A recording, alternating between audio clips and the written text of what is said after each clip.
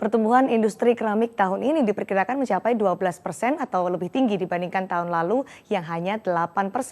Meski demikian, proyeksi pertumbuhan nampaknya akan segera direvisi. Selain akibat membanjirnya produk keramik asal Cina, pelaku industri juga dihadapkan pada masalah klasik, yaitu kelangkaan pasokan gas dan diikuti kenaikan harga gas dalam negeri. Lalu bagaimanakah strategi PT Arwana Citra Mulia Terbuka bertahan di pasar keramik lokal? Saya Sidi Sistiarani, inilah Kompas 100 selengkapnya.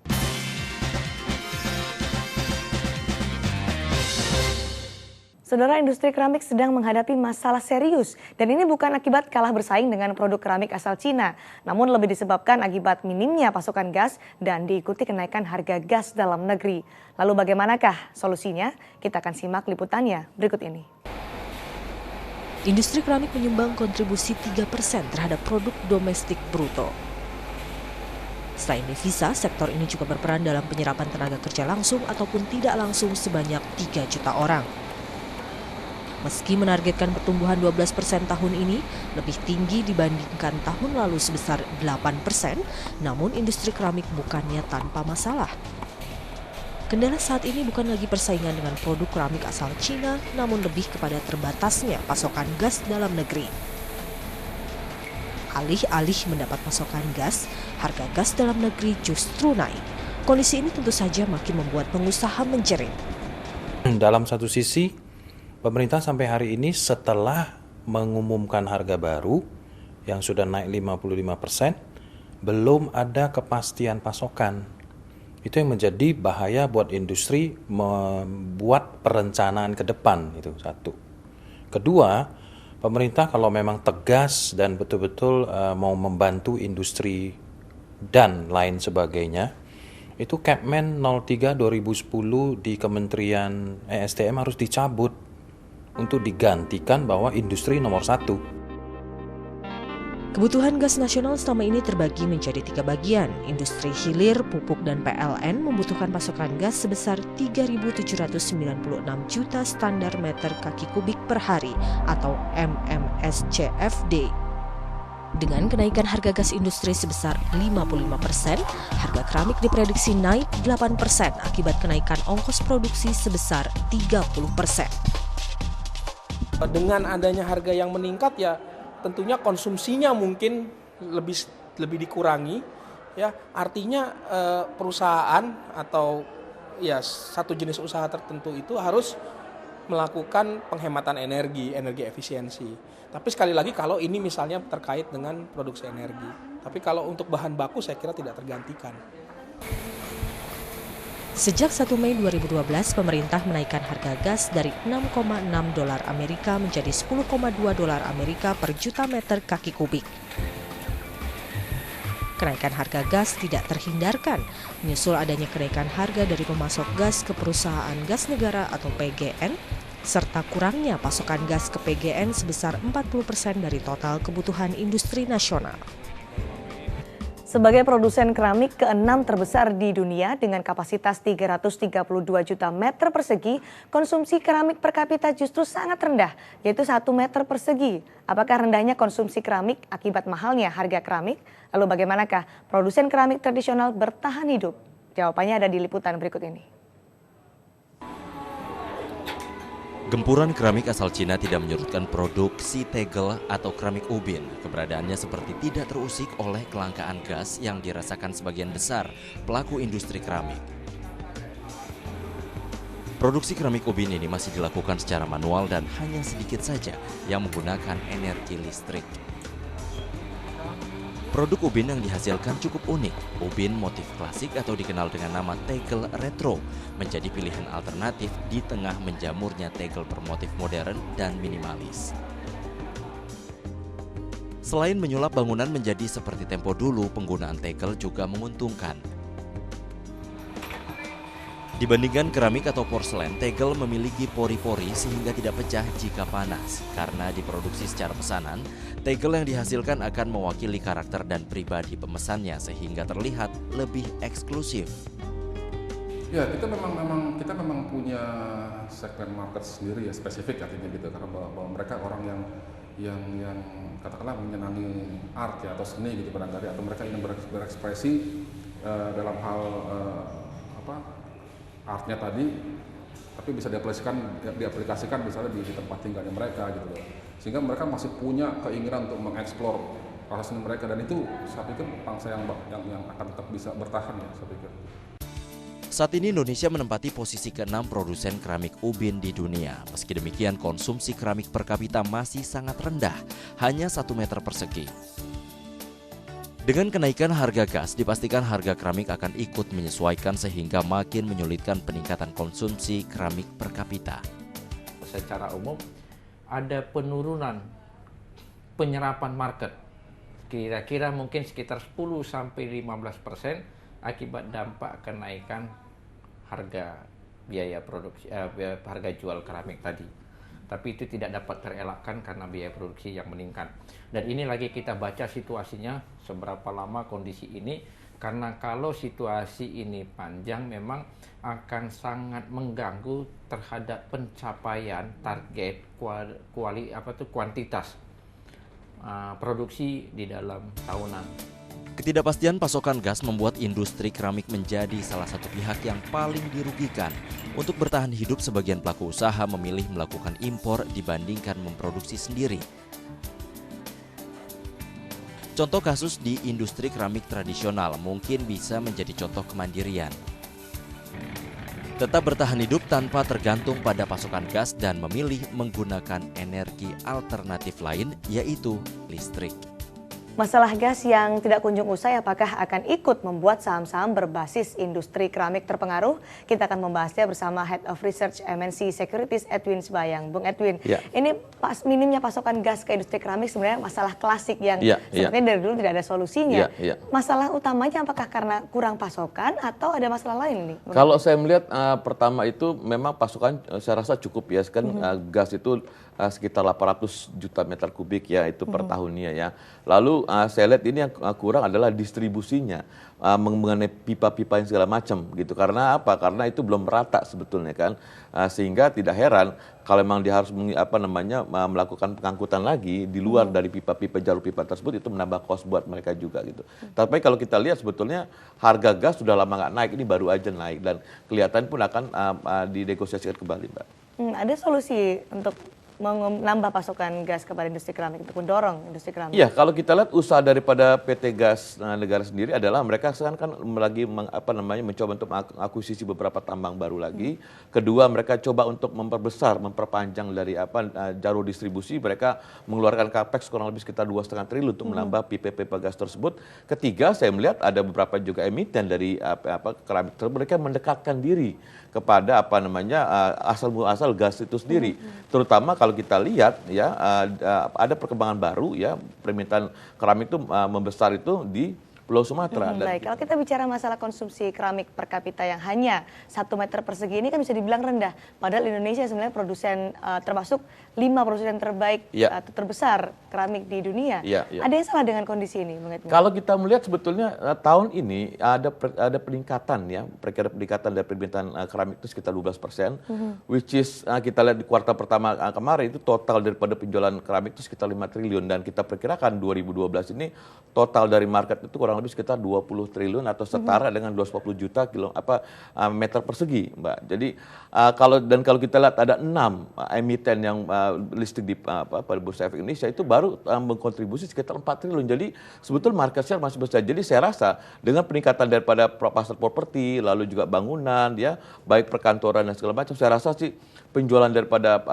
keramik itu akan terus meningkat gitu. Nah, untuk saham berbasis keramik sendiri misalnya ini seperti Arwana Citra Mulia, bagaimana prospek ke depannya nih, Bung Edwin? Kalau saya bandingkan dengan 6 emiten keramik tersebut ya, itu yang lebih bagus adalah memang si Arna ini, karena kita lihat dari ROE-nya hampir mencapai 23%, gross profit margin juga tinggi sekali, lalu ada profit margin hampir mencapai 18%, dan in total sebetulnya dibandingkan dengan yang lain itulah the best menurut saya. Dan kalau kita lihat PI-nya masih sekitar 10 kali dan PBV-nya masih sekitar 2 kali, itu masih sangat murah sekali. Jadi harusnya ditambah dengan juga perkiraan dari pertumbuhan penjualan keramik itu meningkat ya, itu bisa mengkontribusi terhadap peningkatan kinerja dari Arna dana tersebut. Oke, masih tetap menarik artinya. Sangat menarik sekali Rekomendasi untuk Anda, koleksi. jual, Kalau beli saya atau lihat di hold? buy karena memang PI masih rendah sekali, PBV rendah dan potensi upside itu masih besar sekali. Masih besar potensinya. Iya, Baik, terima iya. kasih Bung Edwin Subayang. Dan saudara, apakah alasan dari PT Arwana Citra Mulia Terbuka membidik pasar keramik menengah ke bawah? Kita akan simak selengkapnya sesaat lagi di Kompas 100. Jadi keramiknya China dengan apple to apple, dengan kebutuhan seperti menengah ke bawah, mereka nggak bisa bersaing dengan kita.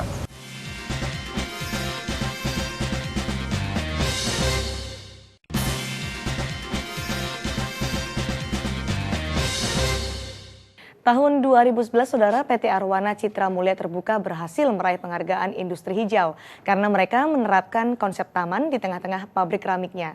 Dan meskipun sudah berhasil menjadi pemain nomor 2 di pasar lokal, namun pasar yang dibidik justru menengah ke bawah. Lalu seperti apakah strategi bisnis Arwana bertahan di tengah minimnya pasokan gas dalam negeri? Kita akan simak selengkapnya wawancara kami bersama Presiden Direktur PT Arwana Citra Mulia Terbuka, Tandean Rustandi, berikut ini.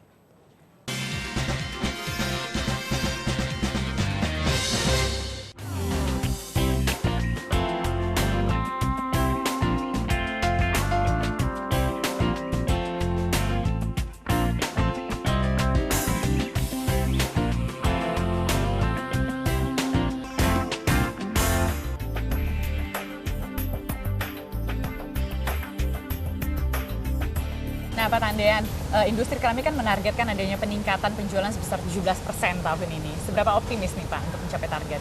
Saya pribadi merasa itu optimis. Ya, pertama-tama karena Indonesia kan negara besar, penduduknya kurang lebih 250 juta. Kebutuhan keramik saat ini per manusianya kurang lebih 1,1. Itu artinya dengan pertumbuhan 17%, ini masih sangat within the reach, sangat logik lah. Nah, tapi di Arwananya kami bukan menargetkan 17%, tapi kita menargetkan pertumbuhan 20%. Ya, dikarenakan kami juga yakin akan kebutuhan, makanya kita terus meningkatkan kapasitas kami.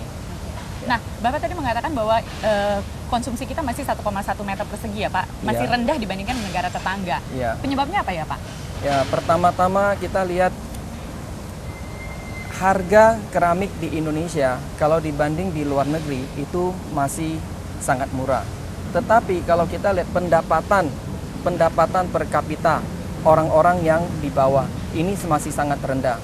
Karena ongkos distribusi keramik sampai ke daerah-daerah itu kan sangat mahal. Jadi membuat keramik itu menjadi mahal. Sedangkan kami dari produsen mungkin kami adalah pabrik keramik dengan harga yang termurah. Tetapi apakah barang yang termurah yang kami produksi sampai kepada konsumen menjadi paling murah? Ya. Ini karena kan apa? Infrastruktur. Pengangkutan itu luar biasa mahal.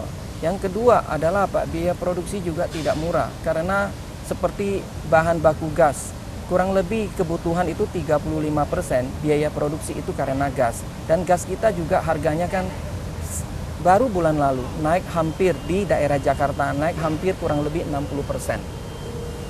Nah, maka kalau kita lihat ini salah satu kenapa kita punya pemakaian keramik masih kurang banyak itu ya, pendapatan rakyat kita itu masih tidak sebanding ya dengan harga-harga penjualan keramik. Makanya kita sangat-sangat fokus ke menengah ke bawah dan kita adalah pelopor menjual harga keramik dengan sangat-sangat terjangkau. Apa yang dilakukan industri ini Pak sejauh ini untuk mendongkrak konsumsi keramik lokal? Nomor satu saya rasa harga menjadi peranan. Kalau harganya murah, rakyat mampu beli. Tapi kita bisa melihat produsen mereka juga kewalahan mampu memproduksi dengan harga yang murah. Kan sangat bergantung ke banyak hal. Ya salah satu kan infrastruktur. Ya. Kedua lagi ya infrastruktur lah, bahan baku gas. Infrastruktur aja coba kita lihat kan, pengangkutan keluar dengan truk, bahan baku masuk juga dengan truk. Ya, jadi ini salah satu biaya mahal untuk bukan industri keramik tetapi I think overall ya. Semua industri ya, memang semua PR-nya industri. Infrastruktur sih Pak. Ya. Nah, untuk peningkatan harga gas ini yang bisa mencapai 60% tadi Bapak katakan, ini apa yang dilakukan nih Pak oleh industri untuk mengantisipasi kenaikan harga gas ini? Mungkin ada sudah deal dengan pemerintah atau bagaimana Pak? Kalau kami kan secara produsen Arwana sendiri, kami selalu berpikir bahwa biaya energi itu tidak mungkin stabil, pasti akan naik-naik terus.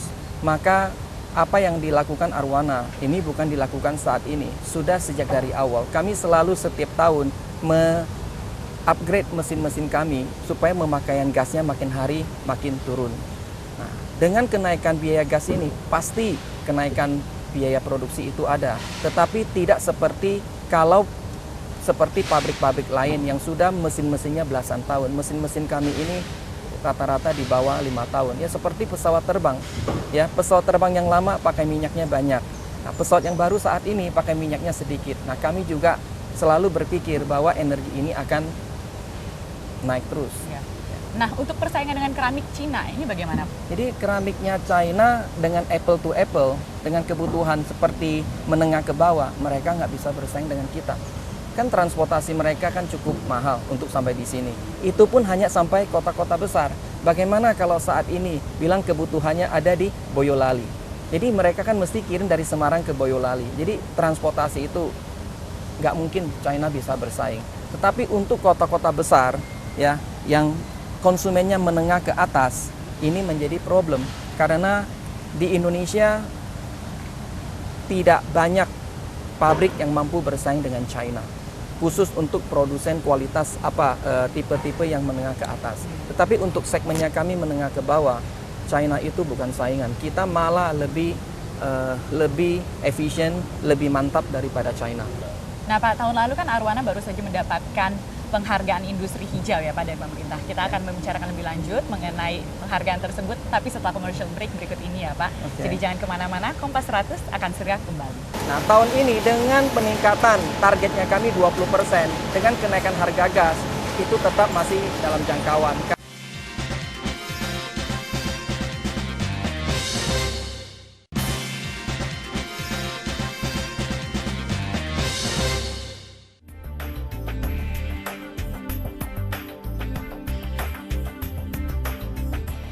Kembali ke Kompas 100.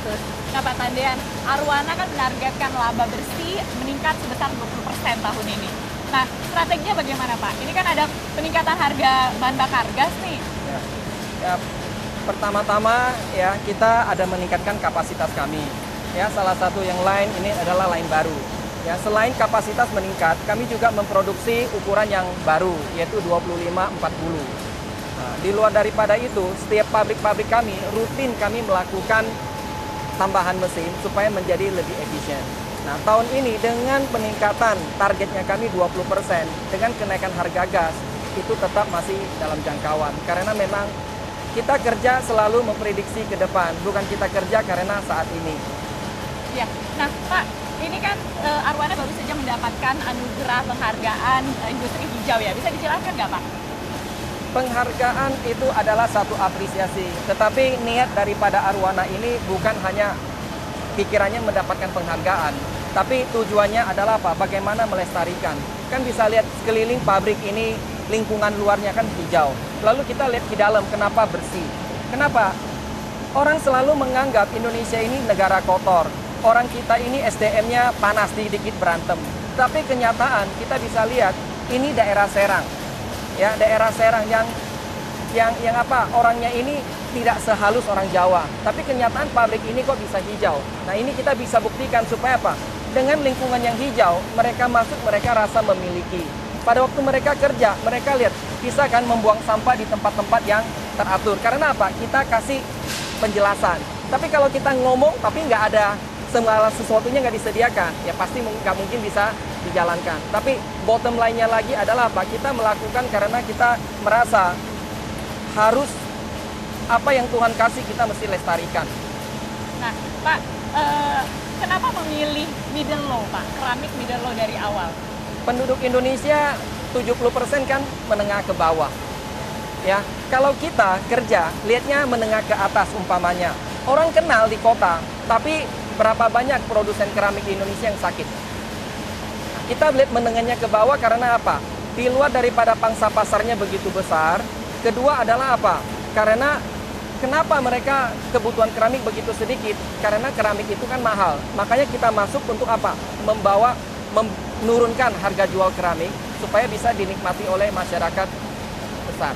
Nah, satu yang menarik ini Arwana hanya dalam waktu 15 tahun mampu menjadi 20 besar pemain keramik di dunia dan 2 besar di Indonesia. Itu strateginya apa sih Pak sampai bisa begitu? Kita sebenarnya strategi itu tidak ada ya, hanya visi kami, yaitu bagaimana menjadi perusahaan yang terbaik. Nah, perusahaan yang terbaik ini bukan hanya di Indonesia kan, harus standarnya di luar negeri. Nah, pada waktu kami melakukan, tiap tahun kita melakukan ekspansi, bukan karena kami ingin menjadi besar, tapi kami ingin setiap tahun pasti ada teknologi baru. Mobil setiap 5 tahun completely change new model. Nah, jadi juga mesin-mesin juga, kalau kita tidak setiap tahun kita melakukan upgrade mesin, tidak mungkin kita bisa lebih efisien. Nah, karena tiap tahun kita punya visi bagaimana meningkatkan kita punya kapasitas, meningkatkan kita punya kualitas, secara tidak langsung, dalam 10 tahun terakhir ekonomi kan banyak turun. Nah, luar negeri kan pusing, mereka kan nggak meningkatkan kapasitas, nggak ekspansi. Ya, kami rutin lakukan, nggak secara tidak langsung kami menjadi masuk radar dunia. Tetapi dalam hati kami bukan ingin menjadi besar, menjadi yang lebih baik aja. Untuk target ekspansi tahun ini, mungkin ada membangun pabrik baru atau bagaimana Pak? Ya, kami saat ini sedang membangun pabrik di Palembang. Perlu 17 tahun bangun pabrik ini. Tapi dalam 3 tahun, pabrik Palembang akan kami selesaikan.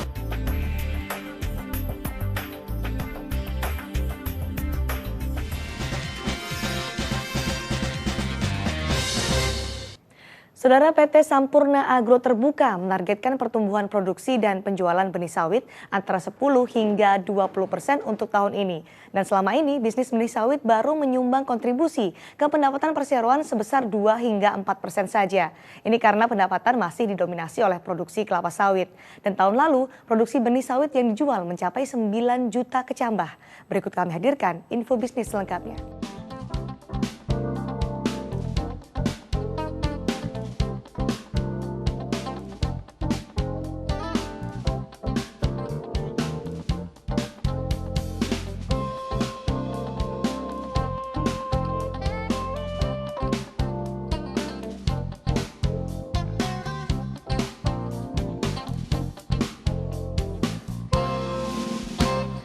Baik, info bisnis tadi sekaligus mengakhiri kebersamaan kita dalam Kompas 100 dan sampaikan kritik serta saran Anda ke kompas100@kompas.tv. Bergabung di Twitter kami @kompas100 dan jangan lewatkan Kompas 100 minggu depan dengan topik dan juga CEO yang lebih menarik. Saya Cindy Sistiarani, sampai jumpa.